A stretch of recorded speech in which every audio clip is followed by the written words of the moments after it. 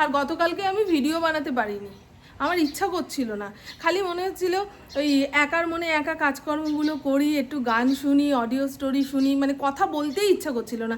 এক একদিন আমার এরকম হয়, এক একদিন সকালবেলা ঘুম থেকে উঠে আমার কথা বলতেই ইচ্ছা করে না। এক একদিন কি প্রায় সকালেই আমার কথা বলতে ইচ্ছা করে না, কিন্তু বেলা করে উঠলে দেখি না সব ঠিক আছে। সকালটা এই চারপাশটাকে উপভোগ করার জন্য, পাখির ডাক, এই সমস্ত জিনিস, তখন কি আর হুড় হুড় করে কথা বলতে ইচ্ছা করে। তা কালকে সন্ধ্যের দিকে মনে হচ্ছিল একটু বাইরে থেকে ঘুরে আসি। ইনডোর ফুটবল দেখতে যাওয়া ছিল, সে আর আমার সঙ্গে গেল না। পুপুকে বললাম চল ত্রিবেণী মলে যাবি, এখন তো ত্রিবেণী মলটা হয়েছে ঘোরার জায়গা, বলছে চলো ঘুরে আসি। তা ওখান থেকে এই মার্কেট 99 যে দোকানটা হয়েছে সেখান থেকে একটা ছোট্ট স্টিলের জলের বোতল কিনেছি আমার জন্য। এদিকে ওদিকে যেতে গেলে একটু জল নিয়ে যেতে হয়, তা স্টিলের বোতল হলে ভালো হয় জানেন তো। প্লাস্টিকের বোতলে জল খেতে গেলে না কেমন একটা গন্ধ পাই। ওই বোতলটা এনেছি,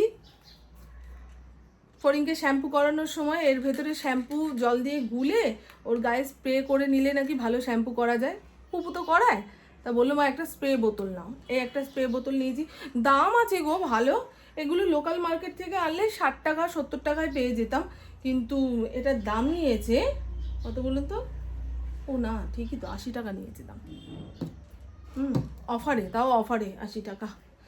আর 3টে রুমালের সেট বিক্রি হচ্ছিল 60 টাকা না কত। ওই 3টে রুমালের সেট এনেছি আর একটা চায়ের পাতিল এনেছি। যখন ঘরে বসে একঘেয়ে লাগবে, মন খারাপ লাগবে, কোথায় যাবেন না যাবেন ভেবে উঠতে পারছেন না, তখন রাস্তায় বেরিয়ে টুকটাক জিনিসপত্র কিনে আনবেন, দেখবেন মন ফুরফুরে হয়ে যাবে। বলছি না লাখ টাকার জিনিস কিনে আনতে হবে, ওই একটু টিপের পাতা, মানে আমাদের যে সমস্ত জিনিসগুলো লাগে, একটু নেল পলিশ। আমার তো আগে খুব এই টুকটাক জিনিস কেনাকাটা হতো। এই যে পাতিল, চায়ের পাতিল। ও বলছে এইটুকু চায়ের পাতিলে তুমি চা করতে পারবে? হবে দুজনের চা হয়েও ভেসে যাবে। আমার জন্য 1 কাপ চা বসালাম, প্রভুকে একবার ডেকে আসি, তারপরে বলবে তুমি একা একা চা খেলে আমাকে তো ডাকতে পারতে। চলো ডেকে আসি। সোমবারের ফুল দিয়ে গেল নন্টে ফন্টে এসে,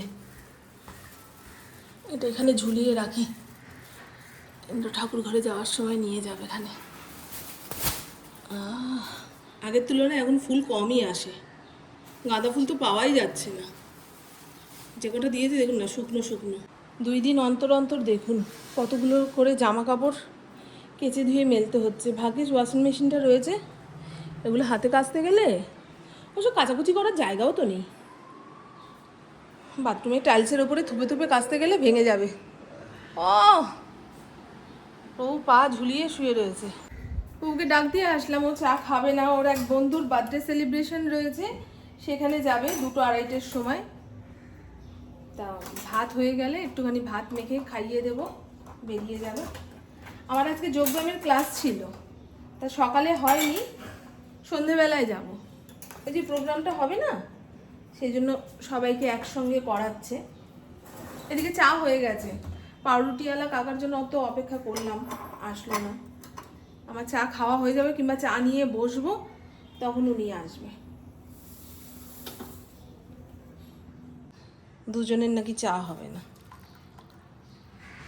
আমার এরকম ছোট ছোট পাতিল খুব ভালো লাগে জানেন। রান্নাঘরে অনেক ছোট ছোট ছোট ছোট পাতিল থাকবে। অনেকে আবার বড় জিনিস বেশি পছন্দ করে, বড় প্রেসার কুকার, বড় হাঁড়ি, বড় কড়াই। আমার আবার যত ছোট হবে দেখতে যেন ভালো লাগে। আমার ফড়িংয়ের বল এখনো আস্ত আছে, এটা মুখ থেকে মোটে ফেলছে না। সকাল দুপুর সন্ধে সারাক্ষণ মুখে করে নিয়ে ওপরের ঘর নিচের ঘর, একটু চোখের আড়াল করে দিলে পাগলের মতন করছে। বলকে নিল, কে চুরি করলো। চলুন, আমার তো চা খাওয়া হয়ে গেছে, এবারে দুপুরে কি রান্না করব সেই সমস্ত চোখের সামনে বের করে রাখি। সুয়াতা বাসন মেজে দিয়ে গেলে রান্না চাপাতে পারবো। আজকে মাছ করব, কালকে চিকেন খেয়েছি, তবে রাতের দিকে আর খাওয়া হয়নি চিকেন, যেটুকু ছিল রঙ্গিলাকে ভাতের সঙ্গে মেখে ঝুঁকে দিয়ে দিয়েছি। কলমি শাকটা ভাজবো আজকে রসুন ফোড়ন দিয়ে, বুঝেছো? আর পটল দিয়ে মাছের ঝোল করব। ঠিক হ্যাঁ বন্ধু? আর কি আছে, ঢেঁড়স আছে, উচ্ছে আছে। একদম অল্প করে বাজার আনতে বলেছি, অল্প করেই আনে। তাও শনিবার দিন এনেছে তো, শনিবারে খুব একটা টাটকা বাজার পাওয়া যায় না, দেখেছ? উচ্ছের অবস্থা, গায়ের কাঁটাগুলো মরে গেছে। বাজার থেকে আনার সময়ই এরকম হাল ছিল। দেখি পরে যদি উচ্ছে ভাজতে ইচ্ছে হয় তো ভাজবো। সামনেই বাজার, প্রত্যেক দিন টাটকা টাটকা সবজি এনে খেলেই হয়, কিন্তু ঘরের লোককে কে বোঝাবে? আসলে বুঝতে পারে না কি নেবে না নেবে, ওই করতে গিয়ে এত কিছু কিনে ফেলে। পটল দিয়ে মাছের ঝোল খেতে ভালো লাগে না, খুব একটা ঝোল ঝোল রাখবো না, এক বেলার বানাই। কোথায় গেল গো বক্সটা? একটু বাংলা গান চালাই। আমার বাংলা পুরনো গান শুনতে খুব ভালো লাগে, খুব ভালো লাগে।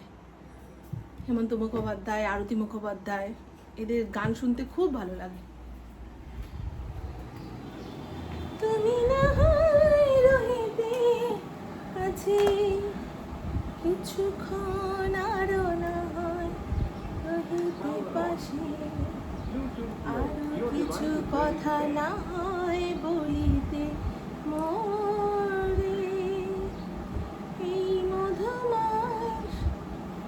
আমার গান শিখতে যে কি ইচ্ছা করে, তবে ওই হারমোনিয়ামের রিড মাথায় থাকে না, জানেন? পুপু আমাকে শেখানোর চেষ্টা করেছে, পুপুর তো হারমোনিয়াম রয়েছে, তা পুপু আমাকে শেখানোর চেষ্টা করেছে, কিন্তু আমি ওই রিড মনেই রাখতে পারি না, মনেই রাখতে পারি না। তা আমাকে পুপু বুদ্ধি দিয়েছে, গান শিখতে ইচ্ছা করে, গান শিখতে ইচ্ছা করে, এই নিয়ে বিলাপ করে লাভ নেই। তুমি এই আধুনিক গানগুলো শুনতে ভালোবাসো, এগুলোই মনে মনে মুখস্থ করবে, মুখস্থ করে এক এক সময় চালিয়ে ওই গানগুলো গাইতে থাকবে, দেখবে মন ভালো হয়ে যাবে। আমি ঠিকই তো। কলমি শাকটা একদম জিরি করে কেটেছি, আগের দিন এনেছিল বেশ অনেকটা, ছাড়িয়ে ফেলে ফুলে এইটুকুই শাক হয়েছে। রসুন দিয়ে ভাজবো। বাসন কোসন রোদ্দুরে শুকিয়ে কাঠ হয়ে গেল, মাজার সময় গজর গজর গজর গজর করবে। শুকিয়ে গেছে, শুকিয়ে গেছে, দেখুন না, সব এঁঠো ধুয়ে বাসন উপুর করে রাখি। এই এত বেলা পর্যন্ত রোদের মধ্যে পড়ে থাকলে শুকিয়ে কাঠ হবে না তো কি বলুন তো?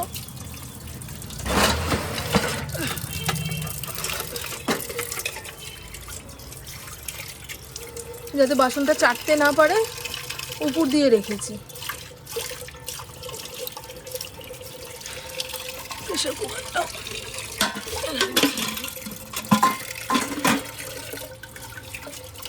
আর কাজের বউয়ের জন্য কত কায়দা করবো গো, কাজের বউকে দিয়ে কাজ করাতে গেলে এক্সট্রা কাজ বেশি করতে হয়। কি রোদ্দুর, কেমন রোদ্দুর বলেন? আম চিড়ে আর আখের গুড় একসঙ্গে মিশিয়ে রাখলাম। উপর চুলটা অনেক বড় হয়ে গেছে, রসুন বেটে রাখলে নষ্ট হবে, ছাড়িয়ে রাখলাম, এটাই অতিরিক্ত। আর এখানে মাছের ঝোলের আলু কেটে রেখেছি, এখানে মাছে লবণ হলুদ মাখিয়ে রেখেছি, পটল কেটে লবণ মাখিয়ে রেখেছি যাতে তেলের মধ্যে পড়ার সঙ্গে সঙ্গেই মজে যায়। এখানে শাক কেটে জলের মধ্যে ভিজিয়ে রেখেছি যাতে একটু চোখ খোলে, শুটিয়ে গেছিলো শাকটা জানো। আর যা বালি আছে সব নিচে থিতিয়ে যাবে, ভালো করে ধুয়ে নিলেই একদম খাওয়ার মতো। এখানে মশলাও বেটে নিয়েছি, আজকে সব কিছু হাতের সামনে রেডি করে নিয়ে রান্নায় আসলাম। এইভাবে করে নিলে না ঝটপট রান্না হয়ে যায়, রান্নাটাকে কাজ বলে মনেই হয় না, মনে হয় বাবা কি ভালো লাগছে। জয় গুরু। ভালো করে লবণ হলুদ মাখিয়ে না নিলে এই আষ্টে গন্ধ যেতে চায় না, হলুদে মাছের আষ্টে গন্ধ যায়, আর লবণটা মাখিয়ে রাখলে এই মাছের ভেতরে লবণটা ঢোকে। চলো সুন্দর করে ভাজা হোক। আমার কাক মহারাজ চলে এসছে, দেবো দাঁড়া একটু পরে খেতে। এই নে পুপু। আর আমার মনে হয় এই ধরনের খাওয়া ছোট বড় সবারই প্রিয়, তাই না? যারা মাছ ভাজা খেতে ভালোবাসে কিংবা মাছ খায় তাদের কথা বলছি, যারা নিরামিষভোজী। এনে মা, আলুটা কাঁচা লঙ্কা দিয়ে মেখেছি জানেন। আমাদের ইন্দ্র রান্না করতে করতে এই ভূতের গল্প শুনতে না করে, বলে রান্নার সময় ভূতের গল্প শুনলে রান্নার মধ্যে নেগেটিভ প্রভাব পড়ে, যে খায় তারও শরীর ভালো থাকে না, আর যে রাঁধে তার হাতের রান্নাও খারাপ হয়ে যায়। কিন্তু কি করব, এত ভালো গল্পটা সানডে সাসপেন্সের ছায়া, শুনে দেখবেন ভালো লাগবে। এখানে কলমি শাক ভাজার জন্য কড়াইয়ের মধ্যে তেল দিয়েছি, তার মধ্যে শুকনো লঙ্কা আর কালো জিরা ফোড়ন দিয়েছি, অল্প একটুখানি রসুন থেতো করে দিলাম। কলমি শাক ভাজার মধ্যে একটু রসুন না দিলে ভালো লাগে না। একটুখানি ভাজা ভাজা হয়ে আসলে এই যে আগে থেকে কেটে রাখা কলমি শাক আর অনেকটা লঙ্কা কুচিয়ে রেখেছিলাম সেই সবটা দিয়ে দিয়েছি। লবণ হলুদ মিষ্টি পরিমাণ মতন দিয়ে ভাজা ভাজা করে নামালেই হয়ে যাবে কলমি শাক ভাজা।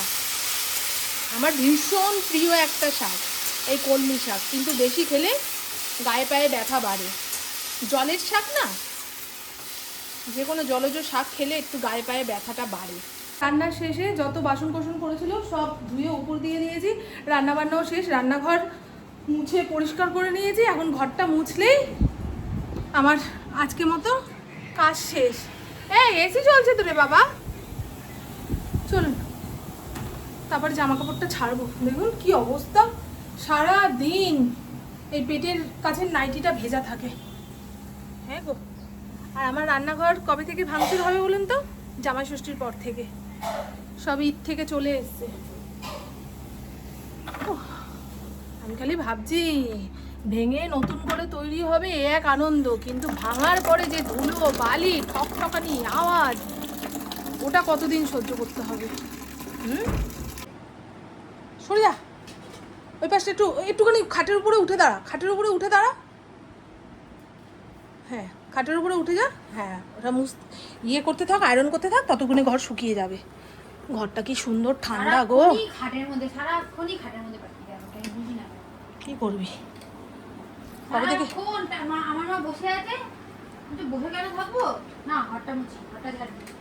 তাই আমাকে আমার ভিডিওর কমেন্ট বক্সে কত বন্ধুরা বলে তুমি খুব নোংরা, রোজ ঘর মোছো না। এই দেখুন আমার ঘর মোছা ঘর গোছানোর জ্বালাতনে ওদের অবস্থা খারাপ। সুজি বাউনির লিস্টে নাম উঠে গেছে, এরপরে তো হবে এই সমস্ত নিয়ে ঝগড়া অশান্তি। ওসিডি নাম দিয়ে দেবে, রোগের নাম দিয়ে দেবে। ফটিক ভেতরে আয়, ভেতরে আয় মা, ভেতরে আয়, গরমে মানুষ মরে যাচ্ছে। মারাত্মক রোদ উঠেছে গো, মারাত্মক রোদ উঠেছে।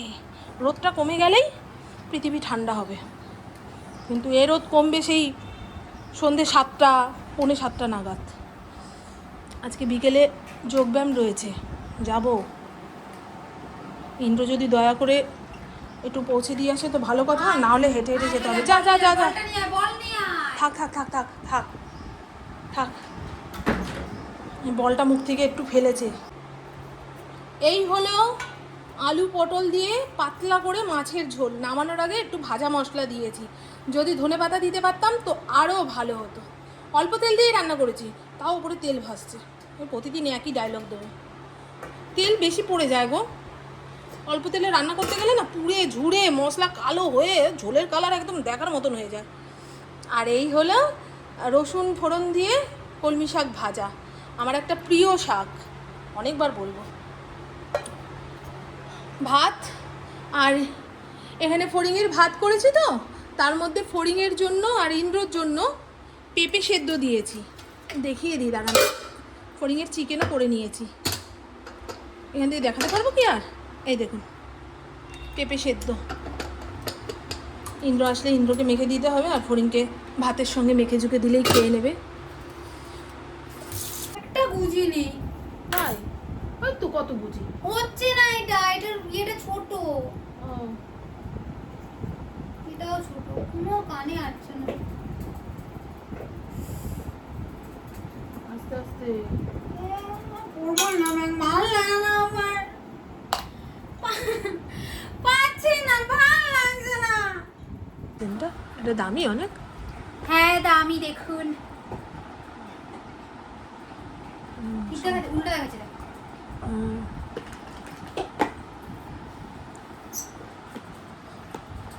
যত্ন করে রাখবি, সুন্দর লাগছে। চশমাটা একটু মুছে নিতে পারতিস, চশমাটার উপরে একটু পাউডার পাউডার লাগছে মনে হয়, ধুলো চশমা।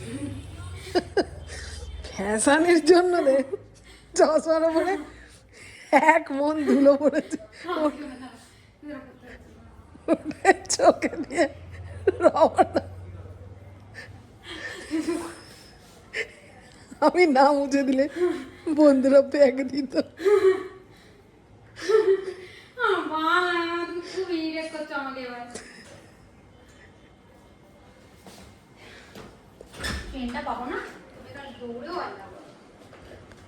দৌড়াচ্ছিস কেন তাহলে? ধীরে সুস্থে যা, খাওয়া ফুরিয়ে যাবে নাকি? খুব সুন্দর লাগছে মা।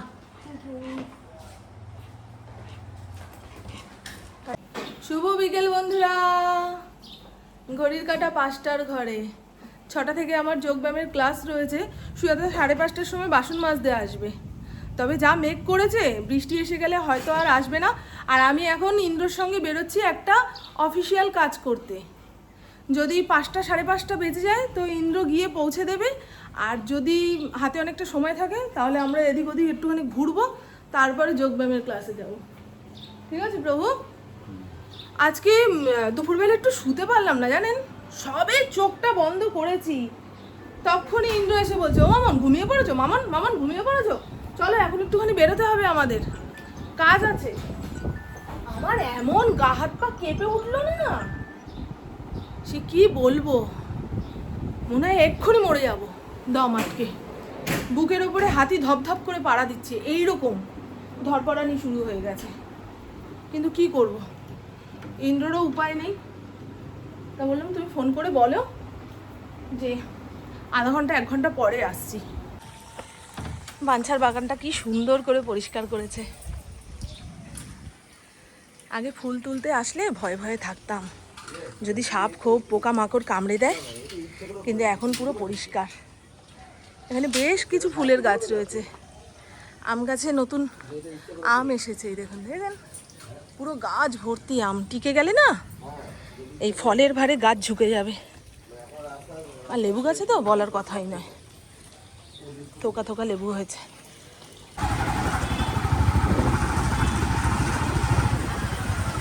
হ্যাঁ, আকাশটা পুরো কালো হয়ে রয়েছে। জানলা দিতে ভুলে গেছি, গিয়ে আগে জানলাটা টানবে। আর আমি ঘরের চাবি নিয়ে আসিনি মনের ভুলে। তো সব এসে গেছে।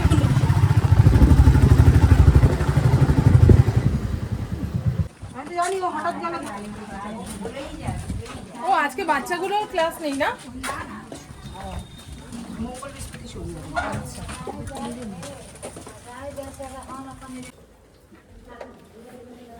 এখানকার লাইটটা কোথায়?